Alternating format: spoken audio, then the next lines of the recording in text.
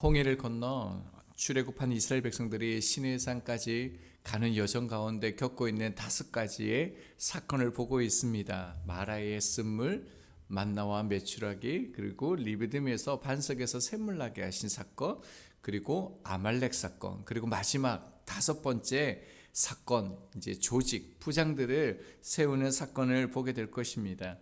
이 여정은 우리에게도 동일하게 하나님께서 예수 그리스도를 통해서 어떻게 자기 백성들을 구원하시는지, 그리고 예수 그리스도의 십자가가 무엇인지, 또한 교회가 무엇인지를 보여주는 아주 중요한 구속사적인 그런 말씀입니다. 18장은요 두 부분으로 나눌 수 있는데, 오늘 본문 1절에서 12절까지는 하나님이 하신 일들을 얘기를 들은 이드로의 고백이 담겨져 있고요. 그리고 13절에서 27절까지는 이스라엘 공동체를 세워가는 최초의 행정 조직이죠. 부장들을 세우는 장면이 기록되어져 있습니다. 오늘은 전반부를 먼저 살펴보려 합니다. 출애굽 이후 기적의 여정을 들은 모세의 장인 이드로가 이 얘기를 듣게 되었습니다. 이드로는 모세의 아내와 아들을 데리고 출애굽한 모세를 찾아가게 되었습니다. 1절입니다. 모세의 장인이며 미디안 제사장인 이드로가 하나님이 모세에게와 자기 백성 이스라엘에게 하신 일 곧 여호와께서 이스라엘을 애굽에서 인도하여 내신 모든 일을 들으니라. 이드로가 모세 앞으로 나온 결정적인 이유를 말하고 있습니다. 여호와께서 이스라엘을 애굽에서 인도하여 내신 모든 일을 들었다라고 성경은 말하고 있습니다. 여기서 듣다라는 단어는 일반적으로 듣는다라는 단어가 아니고 샤마라는 단어를 썼습니다. 이 단어가 사용되어진 것을 보면요, 이스라엘 백성들이 가나안 땅을 향하여 나갈 때 가나안 땅에 들어가기 전에 그 시딤에서 여호수아가 정탐꾼을 보내게 되어집니다. 그런데 이때 발각되어져서 라합의 집에 숨게 되어집니다. 그때 라합이 이렇게 말합니다. 여호수아 2장 10절입니다. 이는 너희가 애굽에서 나올 때에 여호와께서 너희 앞에서 홍해물을 마르게 하신 일과 너희가 요단 저쪽에 있는 아모리 사람의 두 왕 시혼과 옥에게 행한 일 곧 그들을 전멸시킨 일을 우리가 들었음이라 라고 말하고 있습니다. 자, 라합이 여호와 하나님이 행하시는 일을 들었다라고 얘기합니다. 이 들었다가 오늘 본문에 들었다와 같은 단어입니다. 그러니까 이 들었다라는 이 말은요, 라합이 그 사건을 믿었다라는 뜻을 가지고 있습니다. 동일하게 이드로가 여호와 하나님께서 이 모든 일을 행하셨음을 믿었다라는 뜻이 되어집니다. 자, 그래서요 2절과 3절을 보면 이드로가 모세의 아내와 두 아들을 데리고 옵니다. 모세가 애굽을 향하여 나아갈 때는 가족과 함께 했습니다. 출애굽기 4장 20절이요. 모세가 그의 아내와 아들들을 나귀에 태우고 애굽으로 돌아가는데 모세가 하나님의 지팡이를 손에 잡았더라. 분명히 애굽을 향하여 나아갈 때 그 십보라와 아들들이 함께 나아갔습니다.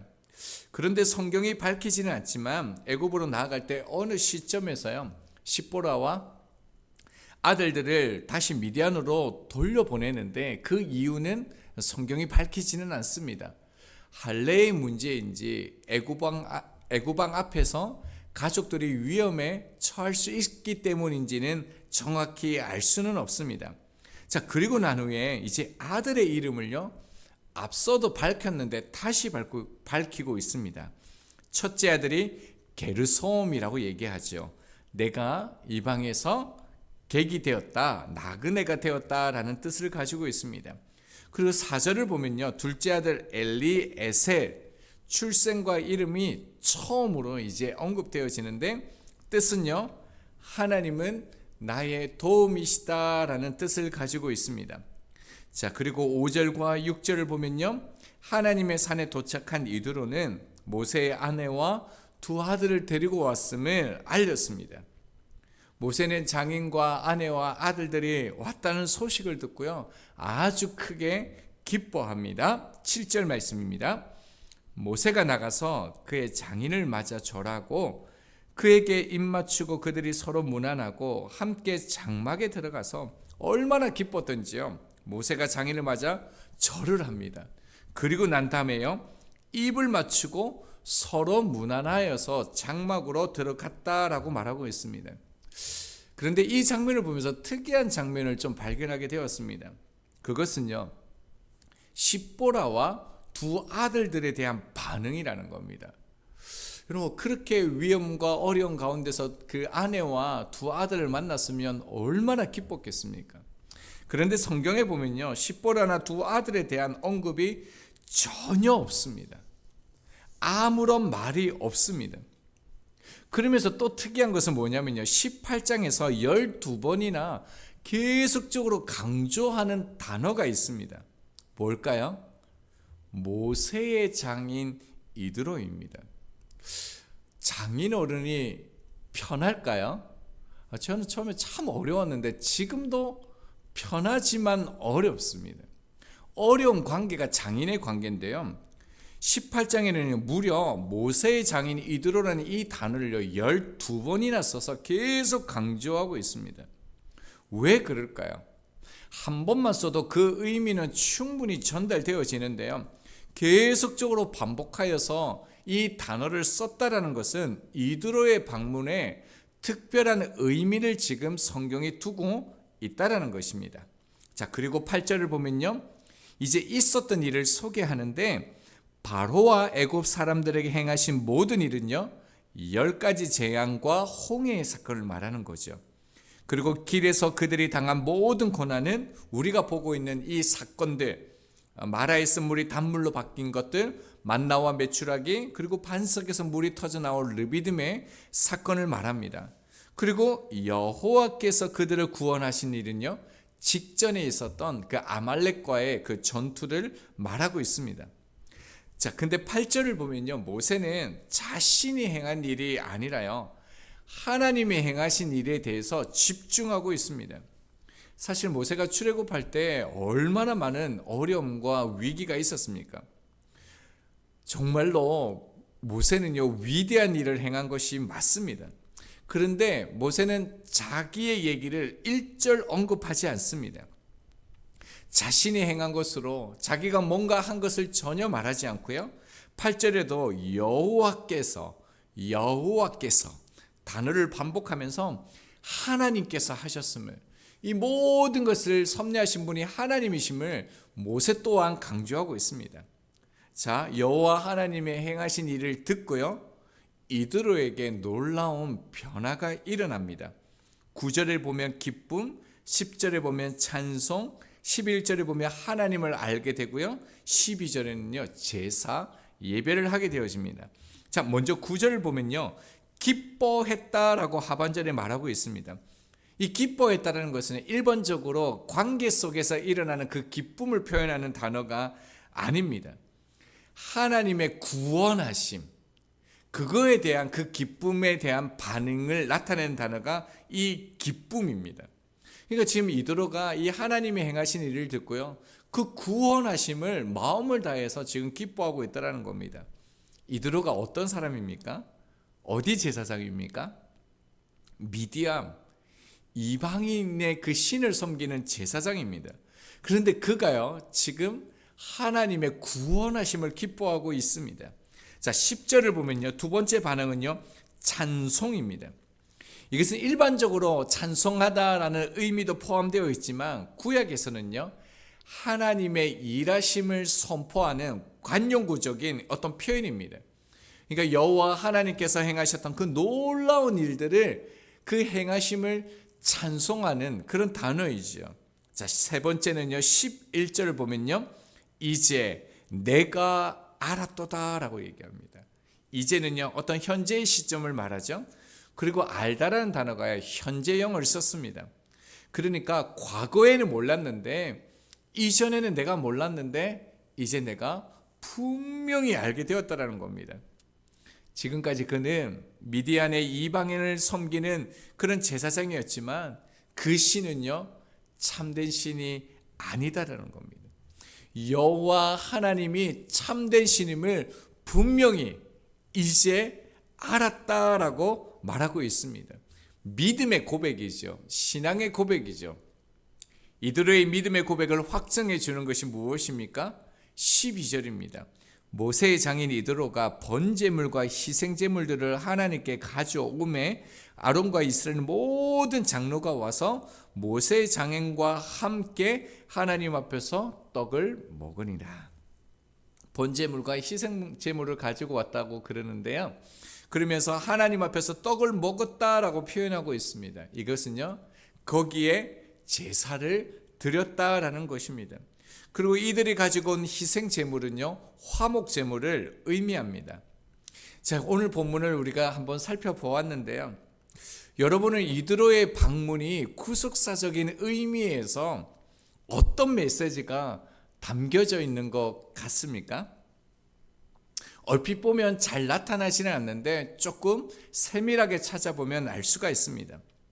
본문 18장의 사건은요, 신명기 1장 9절에서 12절을 보면 의도적으로 기록을 할 때 순서가 바뀌어져 있다라는 것을 알 수 있습니다. 그러니까 시내산에 도착하고 난 다음에 이드로의 방문, 그리고 지도자들을 세우는데요. 이드로의 방문을 강조하기 위해서 19장의 내용보다 18장을 먼저 기록했다는 겁니다.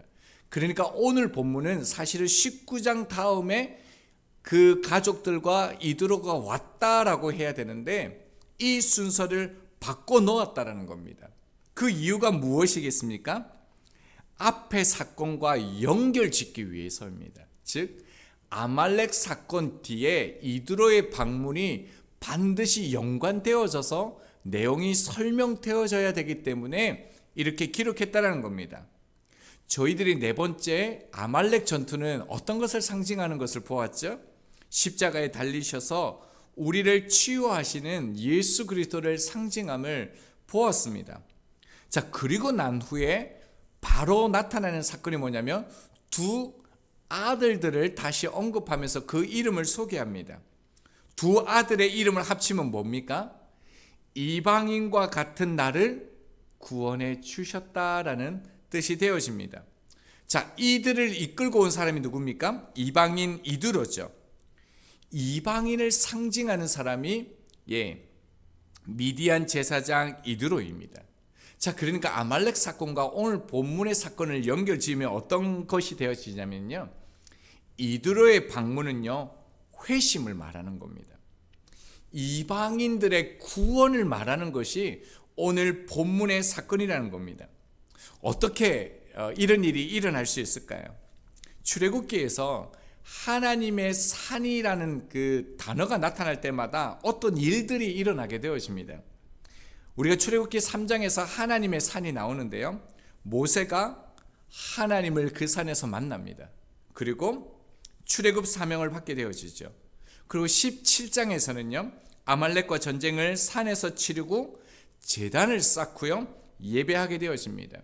우리가 18장에서는 전체를 다 보지는 않았지만요, 하나님의 산에서 지금 가족을 만납니다. 그리고요, 백성의 조직을 세웁니다.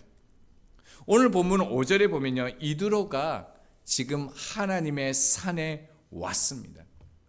하나님의 산이라는 것은요, 하나님의 통치가 시작되어졌다라는 의미를 가지고 있습니다.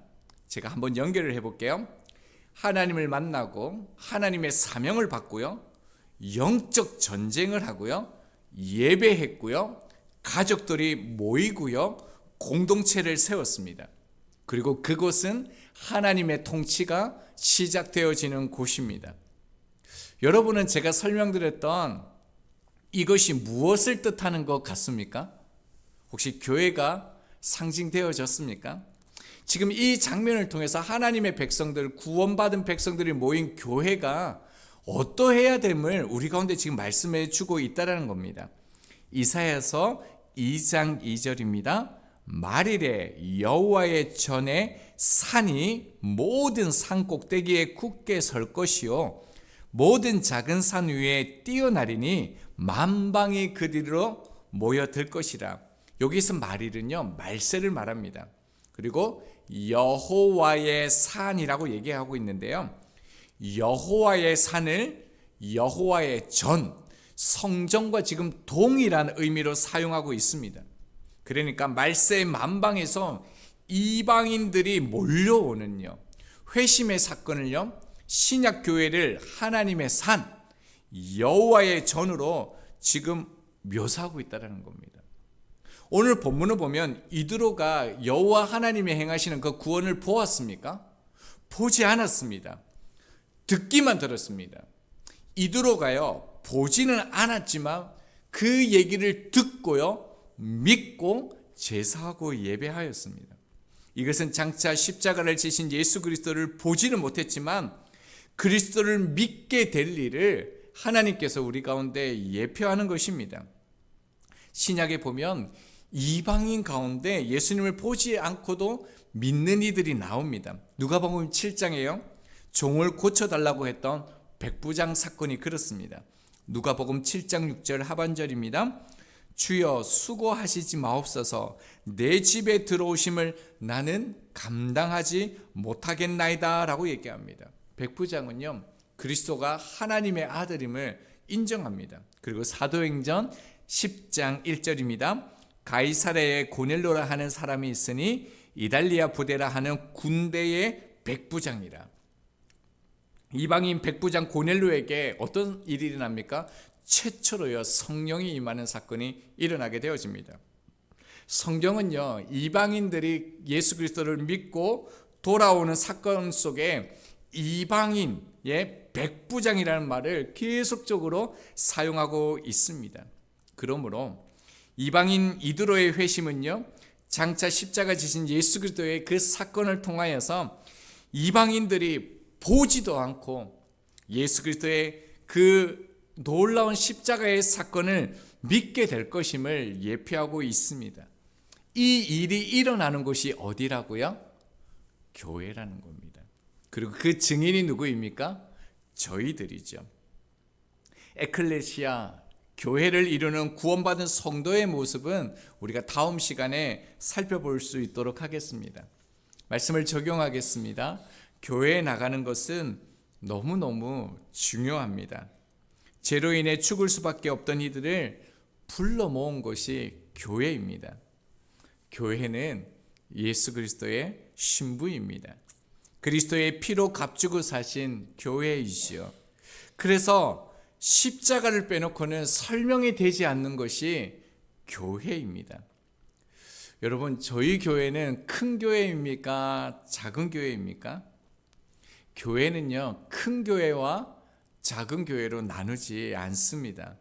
교회는 십자가가 살아있는 곳입니다. 그래서 십자가가 산 교회가 있고요, 십자가가 죽은 교회가 있을 뿐입니다. 교회는 이방인에게 관심을 가져야 합니다. 십자가는 남을 살리기 위해 기꺼이 자신을 내려놓는 사랑입니다. 교회가 그런 것이죠. 우리 부활소망교회는 예수님 한 분을 얻기 위해 세상의 모든 것을 버릴 수 있는 성도들이 되기를 기도하며 꿈꾸는 교회입니다. 그리고 저희 교회가 주님 앞에서 정말 큰 은혜를 입었습니다. 그러하기에 살아있는 저희 교회가 더욱 힘써서 십자가의 사건을 전해야 됩니다. 그리고 교회는 하나님의 살아계심이 확인되는 곳이 되어야 합니다. 주님의 도우심으로 우리 교회가요, 많은 이드로와 같은 이방인들을 주께 돌아오게 하는 그런 일들을 더욱더 온전히 감당할 수 있기를 소망합니다.